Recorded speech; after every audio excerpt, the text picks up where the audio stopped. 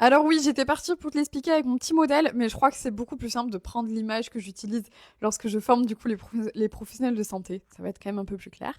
Alors normalement, du coup, la position de l'utérus, ça c'est encore différent ce que tu me posais comme question. C'est la position de l'utérus par rapport à tous les autres organes. Donc là, dans ces schémas-là, on a pris la position du coup de quelqu'un qu'on a coupé en deux, donc deux profils, où on retrouve juste ici du coup la vessie, ici le vagin, l'utérus, le rectum et la fin de notre colonne vertébrale qu'on appelle aussi le sacre.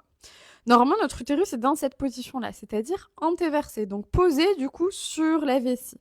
Mais il peut aussi avoir plein d'autres positions, comme par exemple antéfléchi, rétrofléchi, mais toi tu me parles surtout là de rétroversé, qui est cette dernière position ici, où l'utérus, qu'est-ce qu'il a? Et bien du coup, il est penché vers l'arrière, comparé du coup à notre col de l'utérus. Et oui. Donc il est plutôt penché vers l'arrière, plutôt vers le rectum, un peu comme si c'était allongé finalement vers l'arrière. Mais attention, contrairement à ce qu'on peut lire et entendre, ce n'est pas forcément grave d'avoir un utérus rétroversé.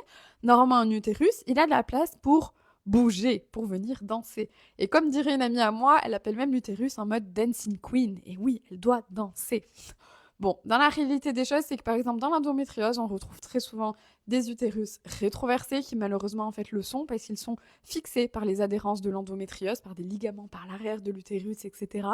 Et en fait du coup il est bloqué. Donc en fait cette position rétroversée peut être gênante si ton utérus du coup est bloqué, ce qui peut causer du coup des douleurs au moment du coup des règles, mais pas que, ça peut être aussi au moment des rapports, dans certaines positions, etc. etc.